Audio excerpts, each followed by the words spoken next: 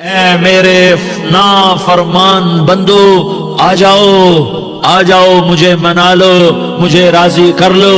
من تقرب الی تلقیتہ من بعید، تم مجھے راضی کرنے آؤ، میں آگے بڑھ کے تمہارا استقبال کروں گا۔ کوئی ناراض، میں کسی سے ناراض ہو جاؤں، وہ مجھے منانے آئے تو میں اس کا استقبال کروں گا یا منہ موڑ کے بیٹھوں گا اور اسے سلواتیں سناؤں گا، جلی کٹی سناؤں گا؟ میرا رب کہتا ہے لیاری کا جو مجھے راضی کرنے آتا ہے میں آگے بڑھ کے اس کا استقبال کرتا ہوں۔ میں کہتا ہوں آجا میرا بندہ، میں تو کب سے تیرے انتظار میں تھا کہ کب توبہ کرے گا اور میں معاف کروں گا۔ مولانا طارق جمیل صاحب کے خلاف حالیہ پروپیگنڈا ایک سچائی سے پردہ اٹھاتی اپیل آج سوشل میڈیا کے شور میں وہ آوازیں دبنے لگی ہیں جو محبت، وحدت اور اصلاح کا پیغام دیتی ہیں۔ آج بدقسمتی سے وہ لوگ نشانے پر ہیں جنہوں نے اپنی زندگی دین اسلام کی خدمت، امت کے دل جوڑنے اور معاشرے کی اصلاح کے لیے وقف کر دی۔ انہی میں سے ایک بڑا نام ہے مولانا طارق جمیل۔ مولانا طارق جمیل کوئی عام مقرر نہیں، وہ ایک ایسا دائی ہیں جنہوں نے سخت دلوں کو نرم کیا، بگڑے ہوئے جوانوں کو سجدے میں جھکایا، فنکاروں کو قرآن کی محفلوں میں لے آئے اور لاکھوں افراد کو تہجد گزار بنا دیا۔ مگر آج اسی مرد مومن پر پراپیگنڈے کی یلغار ہے۔ سوال یہ ہے کہ کیوں؟ پراپیگنڈے کا آغاز کہاں سے ہوا؟ حال ہی میں مولانا صاحب کے کچھ بیانات جو سیاق و سباق سے کاٹ کر پیش کیے گئے سوشل میڈیا پر وائرل ہوئے۔ ان میں سب سے زیادہ ہدف ان کے اس بیان کو بنایا گیا جس میں انہوں نے کچھ حکومتی شخصیات یا مشہور افراد کے لیے دعا کی یا ان کے کسی اچھے عمل کی تعریف کی۔ یہی موقع تھا جہاں فتنہ پرور عناصر نے مولانا کے خلاف محاذ کھول دیا۔ کبھی انہیں سرکاری مولوی کہا گیا، کبھی مصلحت پسند اور کبھی حکمرانوں کا خوشامدی۔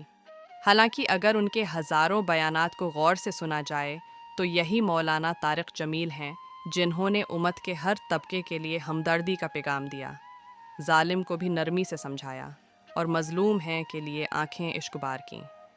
کیا مولانا طارق جمیل حکمرانوں کے حمایتی ہیں؟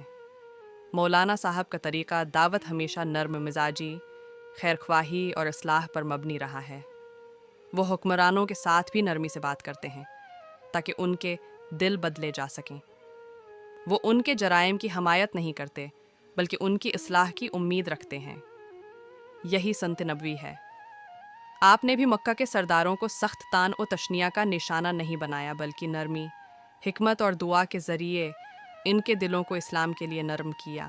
مولانا طارق جمیل اسی راستے پر چلنے والے ایک دائی ہیں۔ کیا سوشل میڈیا پر تنقید کرنے والے واقعی دین کے خیر خواہ ہیں؟ آج کل یوٹیوب، ٹاک ٹاک اور فیس بک پر کئی خود ساختہ ہیں۔ اسکالرز نے دین کو فالوورز اور ویوز کا ذریعہ بنا لیا ہے۔ ان کا مشن نہ دین ہے نہ اخلاص بلکہ شہرت، فتنہ اور نفرت کا پرچار ہے۔ ان کے ویڈیوز کا مقصد لوگوں کو دین سے قریب کرنا نہیں بلکہ ایک دوسرے سے دور کرنا، علماء کو آپس میں لڑوانا اور ایمت میں افتراق ڈالنا ہے۔ مولانا طارق جمیل جیسے افراد جنہوں نے لاکھوں لوگوں کو مسجد کی دہلیز تک لایا، ان کے خلاف نفرت انگیز مواد پھیلانا دراصل دین کی دعوت کو کمزور کرنا ہے۔ علماء پر تنقید کا انداز کیسا ہونا چاہیے؟ اختلاف ہر دور میں ہوا ہے۔ امام مالک اور امام شافعی میں بھی رائے کا فرق تھا لیکن ادب اور احترام میں کوئی کمی نہ تھی۔ ہمارے اکابر علماء کا طریقہ ہمیشہ باہمی عزت و محبت کا رہا ہے۔ بدقسمتی سے آج تنقید الزام تراشی اور کردار کشی میں تبدیل ہو چکی ہے اور یہ بیماری نوجوان نسل کے ذہن کو زہر آلود کر رہی ہے۔ مولانا طارق جمیل کا اصل پیغام کیا ہے؟ مولانا صاحب کا پیغام 3 باتوں پر مرکوز ہے۔ 1. اپنے اللہ سے جڑ جاؤ۔ 2. رسول کی سنت کو زندگی کا حصہ بناؤ۔ 3. مخلوق خدا کے لیے دل میں نرمی، خیر خواہی اور درد پیدا کرو۔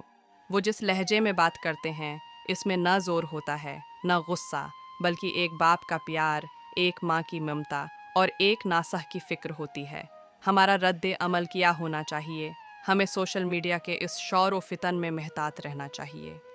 کسی عالم دین کے بارے میں رائے دینے سے پہلے ان کے پورے کردار، زندگی کے مشن اور انداز دعوت کو دیکھنا چاہیے۔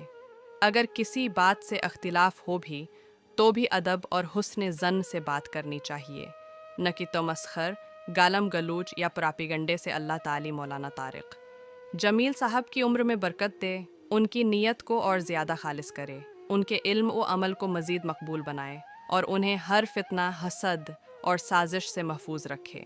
یا اللہ ہمیں بھی دین کے خادموں سے محبت کرنے والا دل عطا فرما اور ہمیں سچ اور جھوٹ میں فرق کرنے کی بصیرت عطا فرما۔ یا رب اس امت کے علماء، دایان اور خیرخواہوں کو ایک صف میں کھڑا کر دے اور ہمیں اس فتنوں کے دور میں ہدایت، صبر اور استقامت عطا فرما۔ آمین یا رب العالمین۔